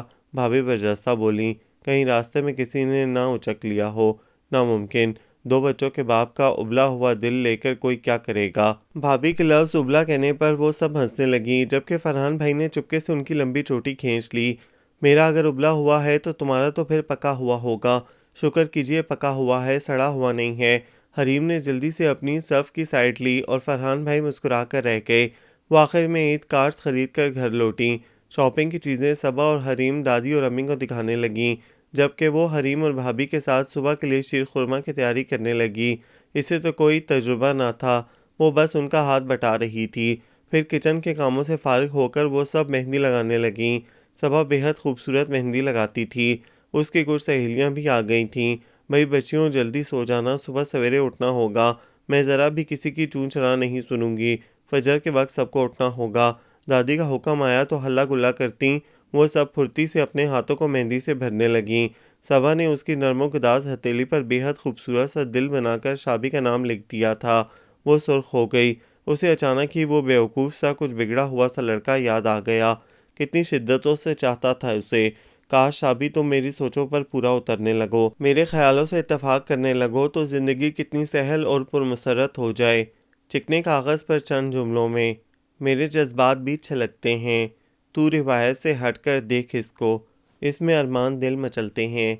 یہ کاغذ کا ایک حسین ٹکڑا تیرے ہاتھوں کا لمس پائے گا، اجنبی دیس میں اداسی کا سارا ماحول ٹوٹ جائے گا، پیار کا یہ حقیر سا تحفہ یاد ماضی اٹھا کے لائے گا، 7 رنگوں کا خوبصورت کاغذ فاصلے سب مٹا کر لائے گا۔ اس نے حریم کی ڈائری سے یہ نظم پسند کر کے شابی کے کارڈ پر لکھ کر پوسٹ کر دی تھی، اور اب اسے شابی کی طرف سے بھیجے گئے کارڈ کا انتظار تھا۔ پتہ نہیں وہ ان نازک جذبوں کو محسوس بھی کر سکتا ہوگا کہ نہیں، مگر اس کی خوشی کی انتہا نہ رہی۔ جب وہ اپنے گھر فضیل بابا ماسی نورا سے عید ملنے آئی تو شابی کا کارڈ اس کا منتظر تھا۔ ڈوبتے سورج کے پس منظر میں ایک طرف اداس تنہا سایہ تھا۔ وہ کتنی دیر تک اس منظر میں جیسے خود کو اور شابی کو محسوس کرتی رہی، پھر کھول کر پڑھنے لگی۔ نہ جانے میرا تصور تھا یا نظر کا فریب، ہلال عید میں بھی تم مجھے نظر آئے۔ اس کی آنکھوں سے ٹپکتے آنسو چکنے کاغذ پر پھیل گئے۔ وہ سمجھ نہ سکی کہ یہ اس مسرت کے آنسو ہے جو وہ آج کل ان لمحوں سے کشید کر رہی تھی، یا شابی کی یاد کے، یا اس خوشی کے جو شابی کے لفظوں سے جذبوں کے اظہار سے محسوس ہو رہی تھی۔ وہ بے حد مسرور ہو رہی تھی۔ اس نے ساری عیدی جو فرحان بھائی اور انکل حریم کے ابو سے ملی تھی ملازموں میں بانٹ دی۔ بابا میں نے پورے 20 روزے رکھے تھے، وہ فضیل بابا کو خوشی خوشی بتانے لگی۔ مجھے بالکل بھی تھکن محسوس نہیں ہوتی تھی بابا، اے میں صدقے میں واری، کیسا پرنور ہو رہا ہے چہرہ میری دھیرانی کا۔ ماسی نورا نے چٹ چٹ اس کی بلائیں لے لیں۔ ہاں بیٹا، روزہ داروں کو خدا اپنی طرف سے خاص روحانی طاقت دیتا ہے۔ ہمارے نبی صلی اللہ علیہ وآلہ وسلم نے فرمایا ہے کہ روزہ دار کے منہ کی بو خدا کے نزدیک مشک کی خوشبو سے بہتر ہے۔ بابا آپ کتنی اچھی باتیں کرتے ہیں، آپ کو یہ ساری باتیں کون بتاتا ہے بابا؟ وہ حیران ہوئی جا رہی تھی۔ فضیل بابا ہنس دیے۔ بیٹا یہ ساری باتیں قرآن سے ہی انسان حاصل کر سکتا ہے۔ ارے میں بھی کہاں باتوں میں لگ گیا۔ ارے نورا تم نے روبا بیٹی کو بتایا نہیں کہ کل رات بڑی بیگم کا فون آیا تھا؟ ماما کا فون آیا تھا؟ وہ چونک گئی۔ ہاں دیکھو تو بھول ہی گئی میں بھی۔ عید کی خوشی میں ماسی نورا کچھ خفیف سی ہو گئی۔ وہ مسکرا دی۔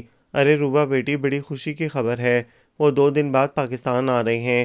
ماسی نورا نے اسے بتایا تو وہ بچوں کی طرح خوشی سے جھوم اٹھی اور ہاں بتا رہی تھیں کہ وہ کے ساتھ ان کی بڑی بہن نائمہ بیگم بھی آ رہی ہیں۔ ماسی نورا نے مزید اطلاع فراہم کی تو اس کے لب مسکرا اٹھے، چہرے پر بے اختیار سرخی سی پھیل گئی۔ اسے شابی کی بات یاد آ گئی، گویا وہ اسی ڈر سے اپنی ماما کو گھسیٹ کر لا رہا تھا کہ مارے شرم کے آگے اس سے سوچا بھی نہ گیا۔ ان سب کا اس نے بے حد پرمسرت اور پرتپاک خیر مقدم کیا تھا، مگر جہاں ان سب کے آنے پر اسے بے تحاشا خوشی ملی تھی، وہیں روٹین میں زندگی گزارنے کا احساس وحشت زدہ کر گیا۔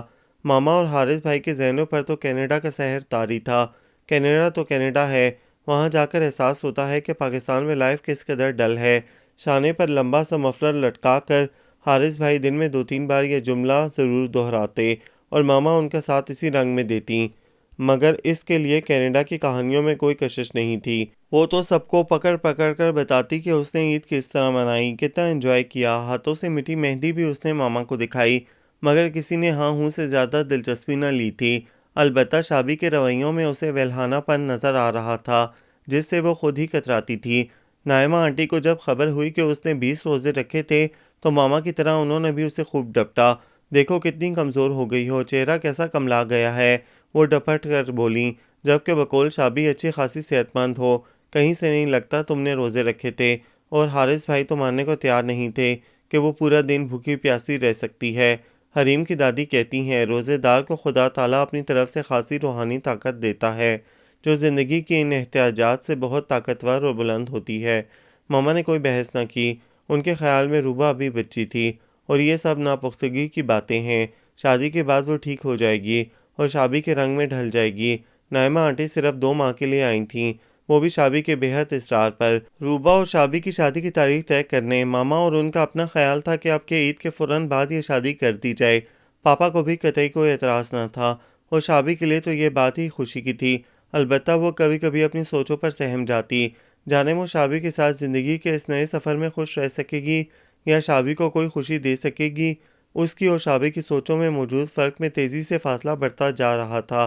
کہیں یہ 2 الگ الگ راستے تو نہیں ہیں جنہیں جبراً ایک ہی منزل کی طرف لایا جا رہا ہے، اور اس میں نقصان سراسر عورت ذات کا ہی ہوتا ہے۔ مگر اس کے پاس شابی کو چھوڑنے کا تصور بھی نہ تھا۔ وہ جانتی تھی وہ پاگل لڑکا اسے دل کی گہرائیوں سے چاہتا ہے، اور وہ خود بھی اسے شاید اتنا ہی چاہتی تھی۔ یہ ادراک تو اسے شابی کے جانے کے بعد شدت کے ساتھ ہوا تھا۔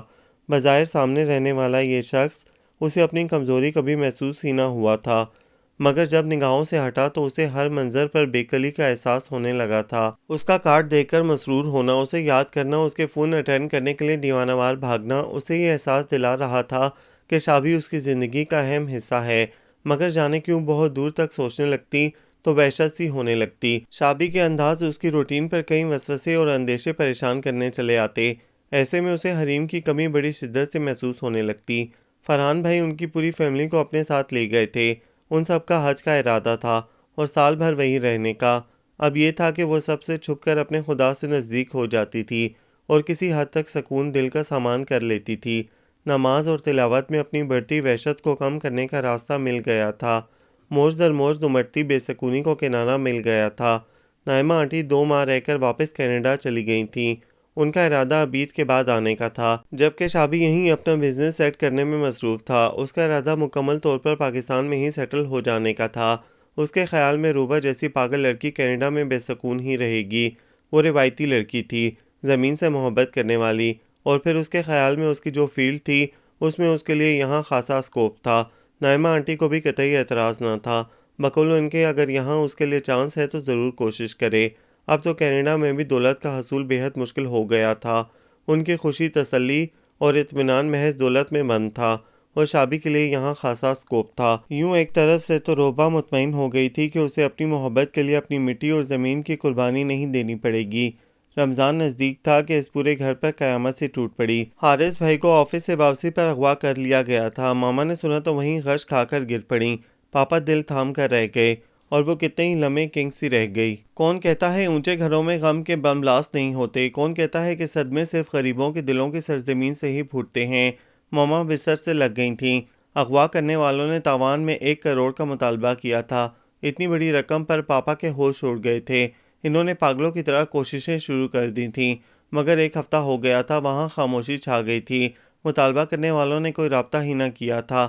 پتہ نہیں وقار میرا بیٹا زندہ ہے یا نہیں، خدا کے لیے کچھ کریں، اسے لے آئیے۔ ماما کی حالت قابل رحم ہو گئی تھی۔ ٹپ ٹاپ سے رہنے والی ماما کو دنوں تک نہ بال بنانے کا ہوش تھا نہ کپڑے بدلنے کا، اور روبا کمرے میں بند اپنے پروردگار سے مدد کی طالب تھی، جس کی مدد ہی اصل ہے، جس کا فیصلہ اٹل ہے۔ کیا ہم نے تمہیں اس قدر غم نہیں دیا تھا کہ اس میں نصیحت پکڑتے ہو؟ جو نصیحت پکڑتا ہے اور تمہارے پاس ڈرانے والا آیا تھا، پس چکھو، پس ظالموں کے لیے کوئی مددگار نہیں ہے۔ وہ قرآن پاک جزدان میں لپیٹ کر الماری میں رکھ کر خدا کے حضور سجدہ ریز ہو کر گڑگڑانے لگی۔ بے شک پروردگار عالم، تیری ہیبت کا کوئی مقابلہ نہیں کر سکتا، مگر تیری رحمت تیری ہیبت اور تیرے غصے سے زیادہ وسیع ہے۔ بس مجھے تیری رحمت کا آسرا ہے۔ اے اللہ، تیری ہی پناہ مانگتی ہوں میں، اس بات سے کہ گمراہ ہو جاؤں یا گمراہ کی جاؤں، یا ظلم کروں یا کیا جائے۔ نام خدا مہربان، رحم کرنے والے کے نہیں بچاؤ ہے برائی سے، اور نہیں خون سے بھلائی، پر مگر اللہ کی مدد ہے۔ اے اللہ، بخش دے تو میرے سارے گناہ، اور کھول تو میرے لیے دروازے اپنی رحمت کے۔ ماما آنکھیں بند کیے اس آواز کے طلسم میں جکڑی ہوئی تھیں جب روبا ان کے کمرے میں ان پر دم کرنے آئی۔ ماما اور ماما نے آنکھیں کھول کر اس کا پرنور چہرہ دیکھا اور اس کا ہاتھ تھام کر اپنی بھیگی آنکھوں سے لگا لیا۔ روبا، تم تو بہت نیک ہو روبا، اللہ سے دعا مانگو اپنے بھائی کی زندگی کے لیے، اس کی آزادی کے لیے اور میرے لیے۔ وہ آہستگی سے ان کے سرہانے بیٹھ گئی اور نرمی سے ان کے بال سہلانے لگی۔ اس کا حلق تک آنسوؤں سے بھر گیا تھا، مگر وہ ماما کے ساتھ مضبوط بنی رہی۔ ماما، ایک بار پھر رمضان کا مہینہ آ رہا ہے، آپ خود دعا کیجئے۔ ماں کی دعا تو سیدھی عرش پر پہنچتی ہے، کوئی دیوار درمیان میں نہیں ہوتی، اور سچے دل سے مانگی گئی دعائیں ضرور قبول ہوتی ہیں۔ میں تو بہت گنہگار ہوں بیٹی، بھلا کبھی اس خدا کے آگے سجدہ کرنے کی توفیق نہ ہوئی جس نے یہ سب نعمتیں دی ہیں۔ اب اپنے مطلب پر جھکوں گی تو مطلبی خود غرض ہی کہلاؤں گی۔ ماما حد سے زیادہ دل برداشتہ ہو رہی تھیں۔ نہیں ماما، توبہ کے دروازے قیامت تک کھلے رہیں گے۔ ندامت اور پشیمانی کا احساس خود توبہ ہے۔ آپ مانگیے حارث بھائی کے لیے، اپنے لیے، اس گھر کے لیے۔ ماما، ہمارے نبی صلی اللہ علیہ وآلہ وسلم فرماتے ہیں کہ کوئی آدمی ایسا نہیں ہے جو گنہگار نہ ہو، مگر جو توبہ کرے وہ سب گنہگاروں سے بہتر ہے۔ اور ماما حیرت اور محبت سے اسے تکتی رہیں۔ اتنی پیاری پیاری باتیں تمہیں کس نے سکھائی ہیں روبا؟ میں نے تو تمہیں کبھی نماز بھی نہیں سکھائی۔ وہ حقیقتاً پشیمان ہو رہی تھیں، جانے ان کی یہ بیٹی ان کی کس نیکی کا انعام تھی۔ حالانکہ ان کی اپنی دانش میں تو انہوں نے اتنی بڑی زندگی میں کبھی کوئی نیکی نہ کی تھی۔ پھر وہ آہستگی سے بیڈ سے اتریں اور الماری سے پرس نکال کر بولیں، یہ کچھ پیسے ہیں، انہیں تم غریبوں میں بانٹ دو۔ ان تمام عورتوں سے کہو کہ ہمارے حق میں دعا کریں، جن کا دل میں نے دکھایا ہے، جنہیں میں نے محض ان روپوں کی وجہ سے کمتر جانا تھا۔ ماما، اس نے ان کی گردن میں بازو حمائل کر دیے۔ آپ خود اپنے ہاتھوں سے دیجئے۔ غریب لوگ ہماری طرح کمزور نہیں ہوتے، ان کے گھر چھوٹے ضرور ہوتے ہیں مگر دل زر سے بہت بڑے ہوتے ہیں۔ اور ماما نے سر ہلا دیا۔ وہ مغرب کی نماز سے فارغ ہو کر اٹھی ہی تھی کہ شابی پر نظر پڑی۔ وہ الجھا الجھا سا اس کی رائٹنگ ٹیبل کے پاس کھڑا تھا۔ تمہارے پاپا کو کسی جاننے والے نے بتایا کہ حارث کو شاید دشمنی میں کڈنیپ کیا گیا ہے۔ اسے متوجہ پا کر شابی نے بتایا تو لمحہ بھر جائے نماز اس کے ہاتھوں میں لرزنے لگی، مگر دوسرے لمحے خود کو سنبھال کر بولی، ہاں انہوں نے کوئی رابطہ ہی نہیں کیا، ہاں یہی بات تو پریشان کر رہی ہے۔ وہ اس کے سراپے کو تک رہا تھا۔ سفید بڑی سی چادر کے حالے میں وہ کسی پاکیزہ حور کی طرح محسوس ہو رہی تھی۔ سنو روبا، میری کچھ مدد کرو، مجھے بھی کوئی تسبیح بتاؤ، میں بے حد ڈسٹرب ہوں، عجیب سے وسوسے ستا رہے ہیں، سکون ایک پل کو نہیں ہے، جانے کل کیا ہو جائے۔ آنٹی اور انکل کو دیکھتا ہوں تو ٹوٹنے لگتا ہوں، ساری ہمت جھاگ کی طرح بیٹھنے لگتی ہے، اور تمہیں دیکھتا ہوں تو خدا پر یقین آنے لگتا ہے کہ جو اتنے خشوع و خضوع کے ساتھ اس کے آگے روتی ہے، اسے خدا کیسے نامراد کرے گا۔ پلیز روبا، کچھ مجھے بھی بتاؤ۔ وہ بچوں کی طرح اس کے سامنے التجا کر رہا تھا، اور وہ حیرت اور خوشی کے ملے جلے احساس کے ہمراہ اسے دیکھنے لگی۔ پھر خود بخود اس کے قدم شابی کی طرف بڑھے اور اس کا ہاتھ اس کے شانے پر ٹک گیا۔ شابی ہمارے نبی صلی اللہ علیہ وآلہ وسلم نے فرمایا ہے کہ جو شخص دنیا کو اپنا نصب العین بنائے گا، اللہ اس کے دل سے سکون اور اطمینان چھین لے گا۔ ہر وقت مال جمع کرنے کی ہرس اور احتیاج کا شکار ہوگا، لیکن دنیا میں اتنا ہی حصہ اسے ملے گا جتنا اللہ نے اس کے لیے مقرر کیا ہوگا، اور جن لوگوں کا نصب العین آخرت ہوگی، اللہ تعالیٰ ان کو قلبی سکون و اطمینان نصیب فرمائے گا اور مال کی ہرس سے ان کا قلب محفوظ رکھے گا، اور دنیا کا جتنا حصہ ان کے مقدر میں ہوگا وہ لازماً ان کو ملے گا۔ شابی نے متعجب ہو کر اسے دیکھا۔ یہ باتیں تمہیں کس نے سکھائیں روبا؟ اتنے یقین کہاں سے آیا تم میں؟ خدا کے قریب آنے پر ایسا ہی یقین، ایسا ہی اطمینان تمہیں بھی حاصل ہو جائے گا شابی۔ اس نے جائے نماز جگہ پر رکھی، سفید چادر کو طے کیا اور بڑا سا دوپٹہ اپنے گرد پھیلاتے ہوئے بولی، آج رمضان کا چاند نظر آ گیا ہے، کل تم بھی میرے ساتھ روزہ رکھنا شابی، تب تمہیں ایک نیا اور انوکھا سرور ملے گا، ایک روحانی قوت ملے گی جو تمہیں خدا سے بے حد قریب کر دے گی، اور اس کے قریب ہو جانے پر اس کی رحمت تم پر سایہ کرے گی، اور تمہیں بھی اطمینان، توکل اور مانگی دعاؤں کی بازیابی کا یقین حاصل ہو جائے گا۔ شابی مجھے یقین ہے حارث بھائی بخیریت ہیں، وہ ضرور واپس آ جائیں گے۔ وہ کسی باد نسیم کے جھونکے کی طرح کمرے سے نکل گئی، اور شابی ہلتے پردے کو دیکھتے ہوئے اس کے اس اتھاں یقین اور توکل پر حیران ہوتا رہا۔ اور اس رات سحری کے وقت روبا کے سامنے کرسی پر شابی بھی خاموشی سے آ بیٹھا۔ اس نے سر اٹھا کر بے پایہ مسرت کے احساس کے ساتھ اسے دیکھا تو وہ مسکرا دیا۔ وہ کوئی 15واں روزہ تھا جب پاپا کی برداشت بھی جواب دینے لگی۔ ماما کی حالت تو پہلے ہی تشویشناک ہوتی جا رہی تھی۔ حارث بھائی کا کوئی عطا پتہ نہ تھا۔ کبھی کبھی تو خود اس کی امیدیں بھی متزلزل ہونے لگتیں۔ جب وہ ماما کو دیکھتی اور پاپا کی دل گرفتہ حالت کو، تو وہ بے اختیار رب کے آگے رو دیتی۔ ماما کی حالت اور ان کا رونا پیٹنا پاپا کو بری طرح پریشان کر رہا تھا۔ ہر ممکن کوشش کر ڈالی ہے، اب الدین کا چراغ تو ہے نہیں میرے پاس۔ ماما کے التجاؤں پر وہ بالآخر برس پڑے۔ ضبط کا بند ٹوٹ گیا، وہ ڈھہ گئے۔ میں بے اختیار ہوں سائمہ بیگم، میرے اختیار میں کچھ نہیں ہے۔ آج یہ احساس ہو رہا ہے کہ کس قدرے بے بس اور بے اختیار انسان ہوں، اس خدا کے آگے کسی رینگنے والے کیڑے کی طرح یا اس سے بھی زیادہ۔ وہ آبدیدہ سے صوفے پر گر گئے، بکھرے بال، بڑی شیف، شکن آلود لباس۔ یہ اس کے پاپا تو نہ تھے، اتنے نڈھال پسماردہ اور جیسے برسوں کے بیمار۔ ان کا غرور، انا اور ہر شے کو اپنے اختیار میں سمجھنے والے پاپا بکھر گئے تھے۔ ہاں، اس عظیم ذات کے آگے ہر شخص بے بس اور بے اختیار ہے، اور دعا کا راستہ اس کے لیے خدا نے بندے اور اپنے درمیان رکھا ہے۔ بلا ڈائریکٹ اس عظیم رب کے علاوہ اور کون ہر شے کو پا سکتا ہے؟ اور اس روز روبا کے قدم خوشی سے نہ سنبھل رہے تھے جب سحری کے وقت پاپا اور ماما بھی شابی اور اس کے پاس آ بیٹھے۔ پھر ماما نے فجر کی نماز ماسی نورا کے ساتھ کچھ غلطیوں کے مگر انتہائی خلوص کے ساتھ پڑھی، پھر قرآن کی تلاوت کرنے لگیں۔ پاپا اور شابی قریبی مسجد سے فجر کی نماز پڑھ کر لوٹے تو پاپا نے کہا، آج مسجد میں تمام نمازیوں نے حارث کے لیے دعائیں مانگی ہیں۔ ہاں، اور ہمیں یقین ہے اللہ تعالیٰ ہمیں مایوس نہیں کرے گا، شابی بھی کہہ رہا تھا، اور وہ ماما کو دیکھتے ہوئے سوچ رہی تھی، بھلا ایک ماں کی خلوص اور صدقے دل سے مانگی گئی دعا کیوں کر قبول نہ ہوگی؟ اے اللہ، تو اپنے ان بندوں کو مایوس نہ کرنا جو تیری طرف پلٹے ہیں۔ تو خود فرماتا ہے نا کہ جو میری طرف ایک قدم چلے گا میں 10 قدم بڑھوں گا، جو چل کر آئے گا میں اس کی طرف دوڑ کر آؤں گا، جو انگلی دے گا میں ہاتھ پکڑ لوں گا۔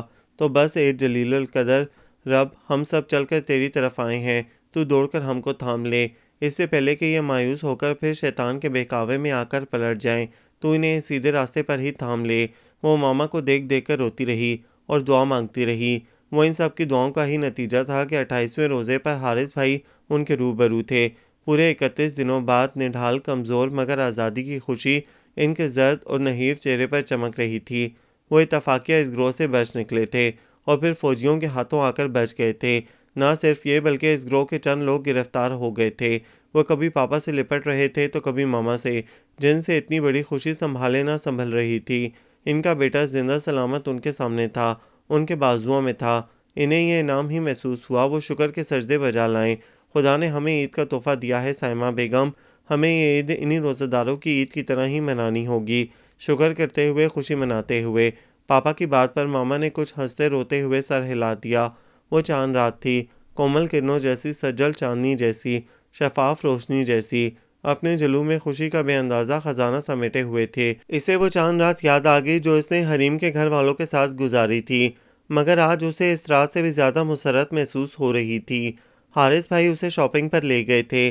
اس نے اپنی پسند پر پاپا، حارث بھائی اور شابی کے لیے شلوار سوٹ خریدے تھے۔ عید کی نماز کے لیے اور خوبصورت کھسے لیے تھے۔ شابی نے اپنی پسند سے اس کے لیے سرخ اور سبز کنٹراسٹ کا لہنگا سوٹ خریدا تھا اور اسی رنگ کی چوڑیاں اس نے کلائیوں میں پہنی تھیں اور ماما کے لیے بھی پیک کروائی تھیں۔ حارث بھائی نے ڈھیر ساری چیزیں اس کے لیے خریدی تھیں۔ جب وہ چیزوں سے لدی پھندی گھر آئیں تو ماما کو کستوری اور ماسی نورا کے ساتھ کچن میں مصروف پایا۔ وہ صبح شیر خورما کی تیاری کر رہی تھیں۔ شابی اور حارث بھائی وہیں رک گئے اور ماما کو چھیڑنے لگے۔ ماما شیر خورما ہی بننا چاہیے، کچھ اور نہ بن جائے۔ آنٹی کوکنگ بک پاس رکھ لیجئے۔ اور ماما کبھی ہنسنے لگتیں اور کبھی مصنوعی خفگی سے دونوں کو گھورنے لگتیں۔ وہ لاؤنج میں بیٹھ کر اپنے ہاتھوں کو مہندی سے سجانے لگی۔ ماما حارث بھائی سے کہہ رہی تھیں، ہم لوگ کل نیلی کے گھر جائیں گے، تمہیں پسند ہے نا نیلوفر؟ اور اس کا دل جیسے رکنے لگا۔ نیلوفر کا سراپا، اس کا انداز، اٹھنا بیٹھنا اس کی نگاہوں میں چکرانے لگا تو دل میں ٹیس سی اٹھی۔ اس نے کبھی نیلوفر عرف نیلی کو بھابھی کے روپ میں پسند نہ کیا تھا، مگر وہ حارث بھائی کے لیے کوئی رکاوٹ بھی نہیں بننا چاہتی تھی۔ یا اگر اس کے بھائی کی خواہش تھی تو سر آنکھوں پر، مگر وہ بے چینی سے انتظار کرنے لگی کہ حارث بھائی کیا کہتے ہیں۔ اور پھر کچھ دیر بعد اس کی خوشی کی انتہا نہ رہی جب حارث بھائی کہہ رہے تھے، نہیں ماما، محفلوں کی جان بننے والی لڑکیاں کبھی گھروں کی رونق نہیں بن سکتیں۔ نیلی تھی کبھی میری پسند، مجھے اعتراف ہے، مگر اس وقت جب میں نے زندگی کو محض کھیل سمجھا تھا، دولت کا نشہ تھا میرے سر پر اور ایسی وحشیانہ پارٹیز کو ہی زندگی کی رنگینی اور خوبصورتی سمجھتا تھا، انہیں ہی سکھ کی علامت سمجھتا تھا۔ میں نے تو تمہاری رائے لینا ضروری سمجھا تھا، اس لیے کہ تب تم… حارث بھائی کی ہنسی بکھر گئی۔ تب آپ کا یہ بیٹا بہت بیوقوف تھا ماما میرے لیے ایسی لڑکی کا انتخاب کیجیے گا جو دولت کی پجاری نہ ہو، اس کے لیے شوہر محض دولت کمانے کی مشین نہ ہو، وفادار ہو اور روبا کی طرح مجھ جیسے انسان کو بھٹکنے سے بچا کر رکھے۔ وہ اپنا آئیڈیل پیش کر رہے تھے۔ وہ جانے کس احساس کے تحت اٹھی اور ڈرائننگ روم میں آ گئی۔ تو پھر میری فرینڈ حریم کے بارے میں کیا خیال ہے حارث بھائی؟ اس کی یہ خواہش بالکل اچانک مچلی تھی، شاید اس لیے کہ حریم حارث بھائی کے آئیڈیل کا پیکر تھی۔ ماما اور حارث بھائی چونک کر اس کی طرف دیکھنے لگے تو وہ ذرا سا خفیف ہو کر مہندی کو انگلی سے ہلانے لگی۔ حریم، حارث بھائی نے شاید ذہن پر زور دیا تھا، وہی جسے بڑی سی سیاہ چادر میں دیکھ کر کہتے تھے کہ سلطانہ ڈاکو آ گئی ہے۔ اس کی آنکھوں میں شرارت ہمک رہی تھی۔ حارث بھائی جھیم گئے۔ ماما، یہ روبا بہت شریر ہو گئی ہے۔ ارے مگر تم کہاں چل دیے؟ ماما انہیں کرسی دھکیل کر کھڑے ہوتے دیکھ کر جلدی سے بولی، حریم تو مجھے بھی بہت پسند ہے، تمہارا کیا خیال ہے؟ جو آپ بہتر سمجھیں۔ وہ سر جھکا کر فرار ہو گئے تو ماما اور روبا ہنسنے لگیں۔ چاکے دامن کو جو دیکھا تو ملا عید کا چاند، اپنی تصویر کہاں بھول گیا عید کا چاند، جانے کیوں آپ کے رخسار دہک اٹھتے ہیں۔ جب کبھی کان میں چپکے سے کہا عید کا چاند، وہ شابی کے ہاتھ سے عیدی جھپٹ کر جلدی سے چند قدم پیچھے ہٹ گئی۔ اس کا چہرہ لوں تک سرخ ہو گیا اور شابی کی ہنسی بکھر گئی۔ اب زیادہ پھیلیے مت، چلتے پھرتے نظر آئیے۔ اس نے رخ موڑ لیا۔ ڈھیر ساری شرم نے اس کے چہرے کا احاطہ کر لیا تھا۔ سرخ سبز کنٹراسٹ کے لہنگے سوٹ میں شابی کے لائے ہوئے پھولوں کے گہنوں میں وہ اپنے ہی روپ سے شرما رہی تھی۔ اوپر سے شابی کی پرشوق نگاہیں، میری طرف تو دیکھو، کیسا لگ رہا ہوں؟ تم نے تو ایک غلط نظر بھی مجھ پر نہیں ڈالی۔ وہ کچھ اس انداز سے بولا کہ اسے ہنسی آ گئی، مگر رخ موڑے کھڑی رہی۔ پھر جب وہ کمرے سے نکلنے لگا تو اس نے پلٹ کر بھرپور جائزہ لے لیا۔ کریم کلر کے شلوار سوٹ پر ڈارک براؤن واسکٹ پہنے، سر پر رومال باندھے ہوئے تھا۔ شابی کا یہ روپ دیکھنے کی اس کی ہمیشہ خواہش رہی تھی۔ وہ مسرت امیز احساس کے ساتھ اسے دیکھے جا رہی تھی کہ اچانک وہ پلٹا اور نگاہوں کا گہرا تصادم ہوا اور شابی زور سے ہنس دیا۔ وہ بری طرح خجل ہو گئی۔ وہ دور دور سے دیکھے، ٹھہر ٹھہر کر مجھے، بھئی میں نے تم پر کوئی پابندی تو نہیں لگائی ہے؟ وہ پھر پلٹ آیا اور شوخی سے اسے دیکھنے لگا۔ خوش فہمی ہے، میں کوئی آپ کو نہیں دیکھ رہی تھی، وہ خجالت مٹانے کو بولی۔ اسے دھکا دے کر تقریباً بھاگ کر کمرے سے نکل گئی۔ ارے رے، عیدی کے لیے اتنی بے حال ہو رہی ہو؟ وہ پاپا سے ٹکراتے ٹکراتے بچی تو حارث بھائی نے چھیڑا، وہ تو مجھے ملے گی ہی، دیجئے پاپا میری عیدی۔ وہ ہتھیلی پھیلا کر کھڑی ہو گئی تو پاپا نے اسے محبت سے گلے لگا لیا اور پھر جیب سے پرس نکال کر اس کی طرف بڑھاتے ہوئے بولے، جتنے چاہو اس میں سے لے لو۔ ارے یہ کیا کر رہے ہیں پاپا؟ حارث بھائی نے پرس جلدی سے اچک لیا۔ وہ مچل کر رہ گئی۔ یہ بڑی چٹوری ہے پاپا، ابھی چاند رات کو میری جیب خالی کروائی ہے اس نے اور اب آپ کا پرس خالی کرے گی۔ ارے نہیں حارث، میری بیٹی کو تنگ مت کرو، یہ تو اس کا حق ہے۔ ماما نے اس کی حمایت کی۔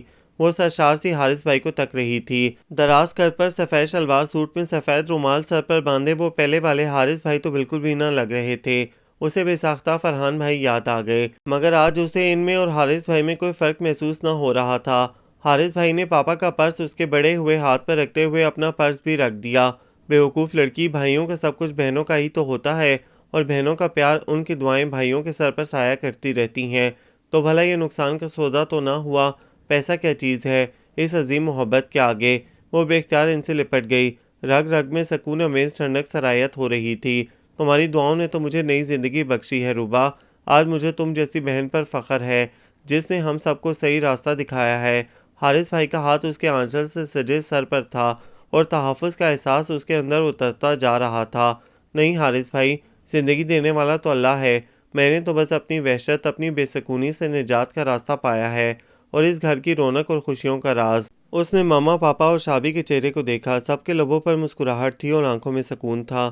اسے لگا جیسے ہر شے دمک رہی ہے، اونچی اونچی دیواروں سے وحشت ناک بے سکونی ڈھل رہی ہے۔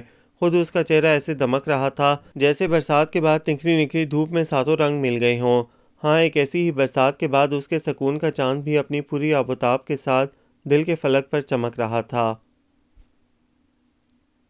یہ ناول آپ سب کو کیسا لگا؟ کمنٹس میں اپنی رائے ضرور دیں، ہمیں انتظار رہے گا۔ ہمارے چینل کو لائک کریں، شیئر کریں، سبسکرائب کریں۔